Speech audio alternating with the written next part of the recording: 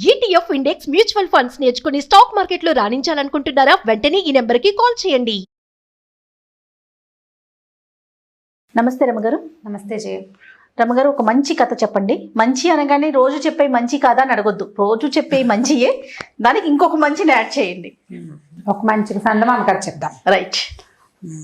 మామూలుగా ఈ పల్లెటూళ్ళల్లో హరికథలు అవి చెప్తారు.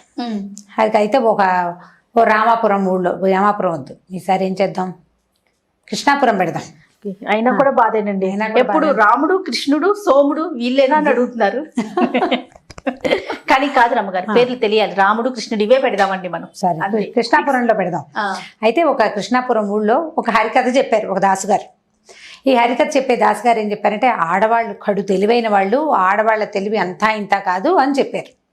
చెప్పేసరికల్లా కొంతమంది అడిగారు, ఆడవాళ్ళు ఏం తెలివిగల వాళ్ళండి, ఆడవాళ్ళకి ఏం తెలివితేటలు ఉండవు, ఏముండవు, ఆడవాళ్ళు చాలా తెలివి తక్కువ వాళ్ళండి అంటే, భలే వాళ్ళు నాయన, ఆడవాళ్ళు తెలివి తక్కువ వాళ్ళు కాదు, ఆడవాళ్ళకి ఏం లేదు, జస్ట్ కొద్దిగా 4 అక్షర ముక్కలు చెప్పి కొద్దిగా చదువు నేర్పిస్తే ఆడవాళ్ళు అంత తెలివిగల వాళ్ళు ఇంకెవరు లేరు, మగవాళ్ళకి వాళ్ళు వశం కాదు, వీళ్ళు పని చేయడానికే తప్పిస్తే తెలివితేటల్లో ఆడవాళ్ళని బీట్ చేయలేరు ఎవరు అంటే. అయితే ఆ ఊరు కరణం గారు వింటున్నారు కథ అంతా. సరే, చాలా బాగుంది, కథ అయిపోయింది. స్త్రీలు బహు తెలివైన వాళ్ళు అని హరిదాస్ గారు చెప్పారు. వినటానికి ఎంత బాగుందో. అక్కడి నుంచి ఏమైంది, ఆయన హరిదాస్ గారు స్టేజ్ దిగి వచ్చాడు. పళ్ళెంలో అందరూ 10 అప్పట్లో ఉంది 10 పైసలు 20 పైసలు పావలాలు 10 రూపాయలు వేసేవాళ్ళు. కరణం గారే కథ చెప్పించారు, బాగా వేస్తారనుకుంటే ఆయన ఒక చల్లని చిలుకాని తెచ్చి హరిదాస్ గారి పళ్ళెంలో పెట్టారు. వారికి నచ్చలేదు, ఆయనకు నచ్చలేదు. సరే, అక్కడి నుంచి హరిదాస్ గారు తెల్లబోయి, అదేంటండి అయ్యగారు, మీరేదో పెద్దగా ఘనంగా సన్మానం చేస్తారనుకుంటే ఇట్ట పెట్టారు, పరువు పోయింది అన్నట్టు. ఆయన పరువు బాగలేదు, నువ్వు కనుక ఈ వాక్యం చెప్పకుండా ఉంటే ఖచ్చితంగా నీకు పెద్ద బహుమానమే ముట్టేది. ఈ తెలివి తక్కువ ఆడవాళ్లతో నేను పడే అవస్థలు నీకు తెలీదు, నీకు అర్థం కాదు, నేను చెప్తాను, మా ఆవిడ సంగతి విందుగాని నువ్వు అని చెప్పారు. ఏమిటంటే, ఈ కరణం గారి భార్యమని, కరణం గారు చాలా తెలివైన వాడు. అంటే కరణాలంటే జనరల్గా తెలివిగల వాళ్ళు అని చెప్పుకునే వాళ్ళు పాతకాలంలో, అవునో కాదో, ఎందుకంటే వాళ్ళు గ్రామపు లెక్కలన్నీ వాళ్లే చూడాలి కాబట్టి తెలివిగా ఉండాల్సిన ఆవశ్యకత ఉండేది పాపం వాళ్ళకి. అయితే ఈ కరణం గారి భార్య పేరు అచ్చమ్మ గారు. అచ్చమ్మ పాపం ఆవిడ తెలివి తక్కువది. ఆవిడ ఒక అమాయకపు, అదొక ధోరణి మనిషి అనమాట. ఆవిడకి వంట తంట పని పాట అన్నీ వచ్చు, కొన్ని తెలియవు, కొన్ని అర్థం కావు. అయితే ఏమైంది, ఓ రోజు కరణం గారు పొరుగురు వెళ్ళారట. ఈవిడ బాకెట్లో చిక్కుడుకాయలు కోసుకుంటోంది. ఒకళ్ళు ఎవరో రోడ్డు మీద పోతూ పలకరించారు. ఏమమ్మా కరణం గారు లేరా, ఏదో అడిగారు. ఏమమ్మా మీకు పిల్లలు లేరా అని అడిగాడు. అడిగితే ఈవిడికి ఆలోచించింది, మాకు పిల్లలు ఉన్నారా లేదా, లేకుండా ఎందుకుంటారు, ఊళ్ళో అందరికీ లేరు పిల్లలు, మాకు ఉంటారని తలకాయ చెప్పింది. తర్వాత అనుకుంది, పిల్లలు ఉన్నారో లేదో మా ఆయన్ని అడిగి తెలుసుకోవాలని అనుకుంది. ఆవిడ తెలివది. అక్కడి నుంచి ఏమైంది, చీకటి పడ్డాక బాగా చీకటి పడిపోయింది. ఆ రోజుల్లో ఏంటంటే సాయంత్రం 6 అయ్యేసరికల్లా భోజనాలు చేసేవాళ్ళు. గూట్లో దీపం నోట్లో ముద్ద పద్ధతిగా ఉండేవాళ్ళు. మీరు ఇదివరకు విన్నారు, తెలుసు కదా. సరే, ఏమైంది, కరణం గారు 7 దాటి 7:30 7:30 అయిపోయింది. పొద్దున్న ఎప్పుడో 9 గంటలకి తిన్న అన్నం ఆయన కరకరమని ఆకలి వేసేస్తోంది. పైగా అప్పుడు బస్సులా లారీలా ఏమీ లేవు, కాలినడకని తిరగాలి ఊళ్ళ సర్వే చేయటం అంటే అంతా నడకే. నడిచి అలసిపోయి ఉన్నాడు, ఆయనకి ప్రాణం పోతోంది ఆకలికి. సరే, ఏమేమి వంట చేసావా అన్నాడు లోపల రాగానే. చేశానండి, మిమ్మల్ని ఒకటి అడగాలండి అందుట. అంటే తర్వాత అడుగుదామని ముందు నీళ్ళు పోసుకుంటా వడ్డిచ్చేసేయి, ఆకలి వేసేస్తుంది నాకు అన్నాడు. 7:30 8 కూడా అయిపోయింది, చీకటి పడిపోయి ఆకలి వేసేస్తుంది ఆయనకి, నిద్ర వచ్చేస్తుంది, ఆకలి వేస్తుంది. ఆయన ఒక చెంబు అట్లా నువ్వు దగ్గర దిమ్మరించుకుని వచ్చేసరికల్లా ఈవిడ ఆ కంచం పెట్టింది, కూర పప్పు వేసి సిద్ధంగా కూర్చుని ఏమడిగింది, ఏమండి మనకు పిల్లలు ఉన్నారా. ఆయనకి అసలే ప్రాణం పోతుంటే పొద్దునుంచి ఆకలిగా ఉన్నవాడికి ఎలా ఉంటుంది, 2 ముద్దలు గబగబా నోట్లో వేసుకుంటూ అన్నాడు. ఏమండి ఆడపిల్లలా మగపిల్లలా అండి అని. సరే, విసుగు పుట్టింది ఆయనకి. ఎవరో ఒకళ్ళు ఉన్నారు, కాదండి ఆడపిల్లనా మగపిల్లనా చెప్పండి అంత అనేసరికి ఆడపిల్లలేవే అన్నాడు. లేదని చెప్తే పోను, చెప్పలేదు ఆయన. పిల్లకి పెళ్ళయిందా మన పిల్లకి అడిగింది. సరే, పిల్లకి పెళ్ళయింది అన్నాడు. ఎవరి అబ్బాయికి ఇచ్చాం మనం, తర్వాత ప్రశ్న కూడా వచ్చేసింది, ఎవరి అబ్బాయికి ఇచ్చారు వీళ్ళ పిల్లని. ఇక ఆలోచించాడు, విసుగు పుట్టింది ఆయనకి. గబగబా తినేస్తున్నాడు ఆయన స్పీడ్గా. ఈయనకి చెప్పలేక సమాధానం, ఎవడో లేని ఉన్నాడే ఆయన పేరు వల్లకాట్లో రామనాథయ్య, ఆయనకి ఇచ్చామన్నాడు. ఈవిడ పేరు గుర్తుపెట్టుకుంది. మర్చిపోతానని వంటింటి గట్టు మీద కుంపట్లో బొగ్గులు ఉంటాయి కదా, బొగ్గుతోటి రాసుకుంది వల్లకాట్లో రామనాథయ్య. ఓహో, రామనాథయ్య అనే పిల్లవాడు వల్లకాటి వారు వాళ్ళ ఇంటి పేరు. పాత రోజుల్లో చింతావారు, పేకావారు అలాంటి పేర్లు ఉండేవి, చింతకాయల వాళ్ళు, వంకాయల వాళ్ళు ఉండేవి కదా. సో ఈ వీటితో పాటు వల్లకాటి వారు ఇంటి పేరు వల్లకాటి వారి ఇంట్లో ఇచ్చాం. వల్లకాటి రామనాథయ్య అనేవాడు, మా రామనాథం అనేవాడు మన అల్లుడు. సరే బాగుంది. ఆవిడ అమ్మో పెళ్ళుందని, పిల్లకి పెళ్ళయిందని, ఊర్లోకి పురులు పోసామో లేదో అవన్నీ ఆలోచించుకుంటుంది. ఒక 3-4 రోజులు గడిచినాయి. ఎండాకాలం మధ్యాహ్నం 1 గంట 2 గంటల వేళ ఈవిడ ఏం చేసింది, 4 గంటలకి చేసుకోవాల్సిన టిఫిన్ కోసం దెబ్బరొట్టి వేసుకోవాలంటే 2 గంటకి 2 పప్పు రుబ్బుకోవాలి కదా, మినపప్పు రుబ్బుకుంటుంది. రుబ్బుతుంటే ఏమైంది, బయట నుంచి ఎవరో తలుపు కొట్టారు. పాతకాలపు ఇల్లు కదా, ఈవిడ దొడ్లో వెనకాల పెరట్లో ఎక్కడో రుబ్బుతోంది. వాకిలి గుమ్మం బోళ్ళు దూరం ఉంది. ఈవిడ వెళ్ళే లోపల తలుపు కొట్టేవాడు ఇంకా జోరుగా కొట్టాడు. ఈ భర్త గారు ఏం చెప్పాడంటే, ఈవిడ అమాయకురాలు కదా, తలుపులు తీయద్దు, పేరు అడిగితే కానీ తీయకూడదు, పేరు చెప్పాలి అవతల వాడు చెప్తే కానీ తీయద్దు అన్నాడు. ఈవిడ అక్కడి నుంచి ఎవరో చెప్పండి, ఎవరినైనా మీ పేరేమిటి అని అడిగింది. ఆ దూరంగా ఉన్నవాడికి వాడు ఏదో చెప్పాడు, ఈవిడికి వినపడ అంది. నీ పేరేమిటి అంది. మళ్ళీ వాడు ఏదో చెప్పాడు, అంది. కాసి 4-5 వాక్యాలు గడిచాక వాడు గట్టిగా విసుకుని, ఎవరో లేవమ్మా, వల్లకాట్లో రామనాథయ్య మంచినీళ్ళు ఇవ్వు ముందు అన్నాడు. అనేసరికి వల్లకాట్లో రామనాథం మాత్రం వినపడింది ఈవిడికి. అయ్యో బాబోయ్, మా అల్లుడు వచ్చేసాడు, ఇంకేముందని గబగబా ఈవిడ పరిగెత్తుకుంటూ ఈ పప్పు చేయి కడిగేసుకుంది, పప్పు రుబ్బుకుంటుంది కదా, కడిగేసుకుంది. చెంగు చేతులు తుడుచుకుంటూ గబగబా వెళ్ళి తప్పు తీసి, నాయన నువ్వేనా మా అల్లుడు, రా నాయన లోపలికింది. ఈయన మంచినీళ్ళు ఇవ్వకుండా ఈవిడేమిటో వెర్రెక్కినట్టు మాట్లాడుతుందని ఆయనకు అర్థం కాలేదు. వచ్చిన వాడికి అక్కడి నుంచి లోపలికి రాంది, గబగబా చెంబుతో మంచినీళ్ళు పట్టుకొచ్చి ఇచ్చింది. అమ్మయ్య మంచినీళ్ళు తెచ్చింది చాలని అది మంచినీళ్ళు తాగంగానే నాయన కూర్చొని పడకొచ్చి జరిపింది. కూర్చోమంటోంది ఏమిట్రా, సరే ఇంత ఎండగా ఉంది, ఎండలో బయటికి వెళ్ళటం ఎందుకు, కూర్చోమంటోంది కదా అని చెప్పి కూర్చున్నాడు. విసనకర్ర తెచ్చి చేతికిచ్చింది. ఆయన చల్లగా చల్లదేస్తానని కాసిన మంచినీళ్ళు ఇతను తాగాక లోపలికి వెళ్ళి చక్కటి ప్రశస్తమైన మజ్జిగ, ఒక గ్లాసుడి మజ్జిగ పుచ్చుకొచ్చింది. ఆయన మీ ఇంట్లో అందరూ కులాసాగా ఉన్నారంటే వీడికి ఆవిడ కుశల ప్రశ్నలు ఎందుకు అడుగుతోందో అర్థం కాలేదు. బాగున్నారన్నాడు. అమ్మాయి ఎలా ఉంది, ఎవరమ్మాయి అని ఆలోచించాడు. సరే బాగానే ఉంది అన్నాడు. ఓ నిమిషం అయ్యాక, ఎన్నాళ్ళు అయింది మీ పెళ్ళి, ఎన్నాళ్ళు అయిందో, అసలు రానేలేదు, పిల్లని తీసుకుని రావాలి నాయనా నువ్వు అని. అప్పుడు తట్టింది ఈవిడ ఎవరో అనుకుంటోంది. ఎవరనుకుంటోంది కాస్త ఆలోచిస్తే, వల్లకాట్లో రామనాథం అని చెప్పానని, ఆ వల్లకాట్లో రామనాథం అనేవాడెవడో వీళ్ళ చుట్టమో బంధువో అల్లుడో మేనల్లుడో సగం ఏదో ఉందన్నమాట. సరే వీడేమనుకున్నాడు, అటు ఇటు చూస్తే ఇంట్లో పిట్ట పొరుగు ఎవరు లేరు. ఈవిడ ఒక్కతే ఉంది. ఈవిడేమో వెరుబాగులు దానిలాగా కనపడుతోంది. సరే అక్కడి నుంచి అందరూ బాగున్నారండి, మీ అమ్మాయి కూడా వస్తానంది, నేను ఒక్కడే వచ్చాను అన్నాడు. అల్లేసాడు కదా. అక్కడి నుంచి ఏం చేసింది ఈవిడ, సరే ఆ మాట ఏమంటే మీ అమ్మ నాన్న బాగున్నారా, మీ చుట్టాలు బాగున్నారా, పొలాల పంటలు బాగా పండినాయి ఆయన, ఈ 2 అడిగి ఉండండి ఏమైనా చేసుకొస్తానని పప్పు సగం రుబ్బింది కదా, గబగబా కాస్త కుంపటి వెలిగించి అంత నూనె పెట్టి 4 గారెలు వేసి పట్టుకొచ్చేసింది అల్లుడికి. పొద్దున్న చేసిన అల్ల పచ్చరేసి తెచ్చేసింది. శుభ్రంగా వీడు మధ్యాహ్నం పూట 3 గంటలకు వేళ 1:30 2 బావైంది. మధ్యాహ్నాలు టిఫిన్లు చేస్తారు కదా, చక్కగా టిఫిన్ చేసేసాడు. టిఫిన్ చేసిన తర్వాత కాసేపు కూర్చొనైనా మీ మామగారు వస్తారు, చీకటి పడిపోయేసరికల్లా వచ్చేస్తారు, కూర్చోమంది. కాసేపు టిఫిన్ తిన్నాడు, మజ్జిగ తాగాడు, మంచినీళ్ళు తాగాడు. సేద తీరిన తర్వాత వెళ్ళొచ్చులే అనుకున్నాడు. అప్పుడు బాగా ఆలోచిస్తే వాడికి తట్టింది, ఇది కరణం గారిల్లు, కరణం గారు బాగా సంపాదించాడు, ఆయనకి పిల్ల జల్లా లేరు, మూటా ముల్లా బాగానే ఉంటాయి వీళ్ళ దగ్గర. సరే అక్కడి నుంచి అన్నాడు, నేను మీ అమ్మాయి మళ్ళీ వస్తామండి, ఇప్పుడు వెళ్ళిపోతాను, అసలు నేను ముఖ్యంగా ఈ పని మీదే వచ్చాను, మా మేనత్త గారింట్లో పెళ్ళికి వెళ్ళాలి, వస్తువులు ఏవీ లేవు, ఏం వెళ్తామని మీ అమ్మాయి బాధపడుతుందంటే, అదేమిటైనా వస్తువులు ఎందుకు లేవు, కంటే కాసుల పేరు అన్నీ నా దగ్గరే ఉన్నాయి అంది. అనేసరికల్లా నేను తెచ్చిస్తాను. అయితే ఆ ఎరువు ఇవ్వండి అత్తగారు, కంటే కాసుల పేరు అవి తెచ్చిస్తే పెళ్లి నుంచి ఇటే వస్తాం మేము.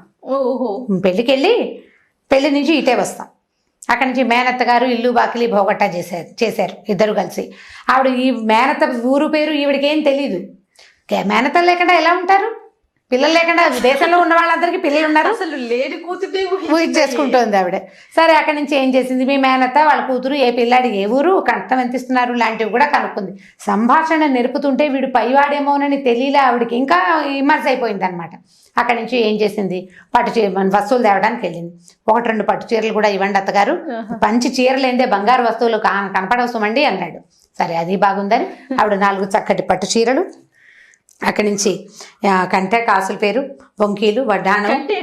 కంటే అంటే మెళ్ళో వేసుకునేది, గట్టిగా ఉంటుంది, రౌండ్గా ఉండి ఒక ఎలా అంటే రింగ్ లాగా ఉంటుంది కంటెంట్. కాసుల పేరు తెలుసు, కంటే కాసుల పేరు కాంబినేషన్.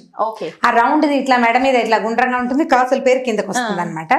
ఇవి 2 వడ్డాణము, మళ్ళీ అక్కడి నుంచి వంకీలు, గాజులు అవి పట్టుకొచ్చి ఇచ్చింది. ఒక 3 పట్టు చీరలో 4 పట్టు చీరలో పట్టుకొచ్చింది. సరే ఓ చిన్న గుడ్డ ఇవ్వండి అని అన్ని మూట కట్టుకుని తీసుకున్నాడు. శుక్రవారం పొద్దునే పెళ్ళండి, పెళ్లి నుంచి భోజనాలు చేసేసి మీరు వంట ప్రయత్నం అది చేయబాకండి. సాయంకాలం అన్నం తిని ఇక్కడే వెళ్తాము, చీకటి పడే వేళకి వచ్చేస్తాము. రాత్రికి అన్నం తిని గూడుబండిలో ఇంటికి వెళ్ళిపోతాం. అంటే మా ఊరు వెళ్ళిపోతాం. అంటే ఎందుకునైనా మీ ఇంటికి వెళ్తాము, రాత్రికి ఇక్కడ పడుకుని శుక్రవారం పూట పిల్లని ఎట్లా పంపిస్తాం, పెళ్లి కంటే నువ్వు తీసుకెళ్తావు కానీ శనివారం పొద్దున్నే చక్కగా ఫలహారం చేసి ఇంటికి వెళ్తురు కానీ సరేనన్నాడు. అయిందా? సరే, మీ అమ్మాయి కులాసాగా ఉందంటే అమ్మాయి లక్షణంగా ఉందండి, ఎంతో బాగుంది, మీకోసమే అడుగుతోంది, రేపు అసలు చూడాలంటోంది. కానీ నేను ఇవాళ వస్తువులు అరుగు తీసుకోవడానికి వచ్చాను కానీ లేకపోతే మేము కూడా నేను పెళ్లి నుంచే వద్దాం అనుకున్నాను అని చెప్పాడు. ఆవిడ ప్రగాఢంగా నమ్మేసింది. దారిలో తినడానికి ఇంకో 2 గారె ముక్కలు ప్యాక్ చేసి పంపించింది అల్లుడు గారు. అల్లుడు వెళ్ళిపోయాడు. చీకటి పడ్డాక భర్త వచ్చాడు. ఆయన లోపల రాగానే మన అమ్మాయి కులాసా ఏంటండి అని. ఎవరమ్మాయి అన్నాడు భర్త. మన అమ్మాయేనండి అని. మన అమ్మాయి, మనకక్క అమ్మాయిలు ఎక్కడ ఉన్నారంటే అదేమిటి లక్షణంగా అమ్మాయి అంటే ఇలా పిచ్చి మాటలు మాట్లాడతారు. అసురు సంధ్య వేళ అల్లుడు వచ్చాడు, గారెలు తిన్నాడు, పాపం పిల్ల పెళ్ళికి వెళ్ళాలట, దాని దగ్గర వస్తువులు లేవు, అలా ఇవ్వకుండా అన్నీ మన ఇంట్లోనే పెట్టుకున్నాం, మనం ఏమిటండి మరీ విడ్డూరంగాను, దాని వస్తువులు దానికి ఇవ్వద్దు పిల్లకి, అందుకని ఎరువేట తర్వాత ఇస్తానన్నాడు. శుక్రవారం ఎరువేనండి, మరి మీరు మీ వస్తువులు మాకెందుకన్నాడు. బంగారు కొండండి మా నల్లుడు, ఎక్కడైనా మనకు ఒకతే పిల్ల ఉంది, అసలు వాడని పట్టు చక్కపోవచ్చు, పట్టుకెళ్ళటం లేదు, ఎరువే అడిగాడు. 4 రోజులు ఉంచుకుని పెళ్లికి పెట్టుకున్నాక శుక్రవారం నాడు పట్టుకొచ్చి ఇచ్చేస్తాడు. అనగానే కంటే కాసులు ఈయన వెంటనే దగ్గర ఏ వస్తువులు ఎరువు ఇచ్చావే అన్నాడు. కంటే కాసుల పేరు లెక్క లైన్ చెప్పేసింది ఆవిడ. ఇంకేమి ఇచ్చామంటే పట్టు చీరలు ఇచ్చాను, గారెలు వేసి పెట్టాను. ఎవడే వాడని వల్లకట్లో రామనాథం అండి మనకు. కానీ నిర్ఘాంతపోయాడు. అయ్యో ఆ రోజు మనకి పిల్లలు లేరని ఒక్క వాక్యం చెబితే సరిపోయేదానికి అనవసరంగా విసుగుపడి అలా వలకాట్లో రామనాథం అని చెప్పాను వెర్రిబాగులు దానికి. వాడెవడో ఈ మాట విన్నాడో ఇదే అందించిందో దీని తెలివితేటలు ఎక్కువైపోయి వాడు కాస్త వచ్చి కొట్టుపాడు. ఇంకేముందని ఓర్మ నెత్తిమీ చేతులు పెట్టుకుని ఏడవడం మొదలెట్టాడు. కారణం కాదు, ఇన్నేళ్ళు సంపాదించింది మొత్తం మూట వల్ల పోయింది, బంగారు వస్తువులన్నీ ఇచ్చేసింది ఆవిడ.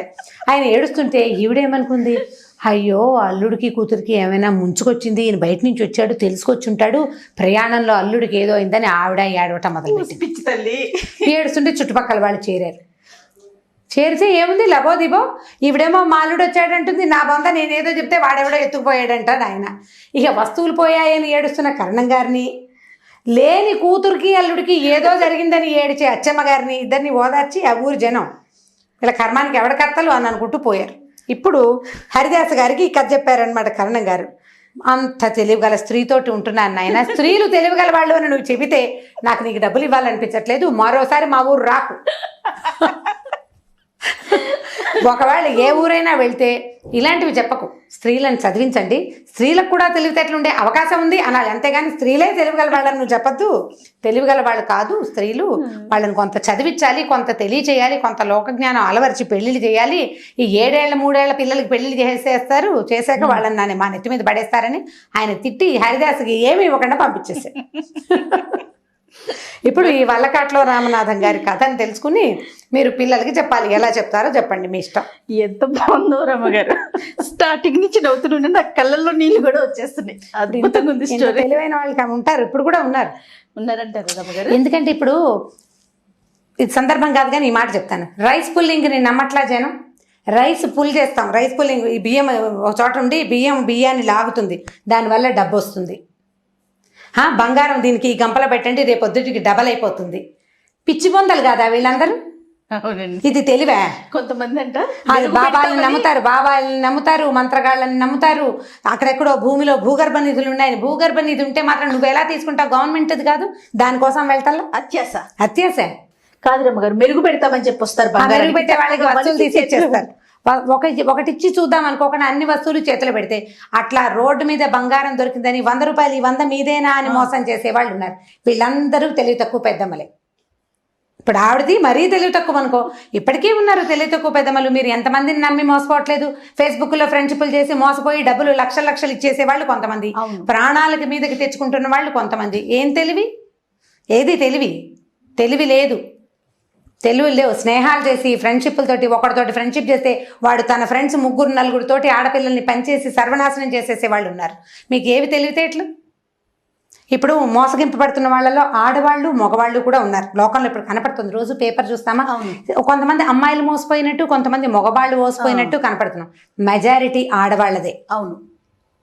మెజారిటీ ఆడవాళ్ళదే. వీళ్ళ మూర్ఖత్వం, వీళ్ళ తెలివి తక్కువతనంతో ప్రత్యేకమైన విషయాలు, అనవసరమైన విషయాలకి ఎక్కువ ఇంపార్టెన్స్ ఇచ్చి ప్రాణాల మీదకి తెచ్చుకుంటారు. అక్కర్లేని స్నేహాలు నాశనం చేసుకుంటారు, అక్కర్లేని స్నేహాలు, అనవసరమైన ప్రయత్నాలు.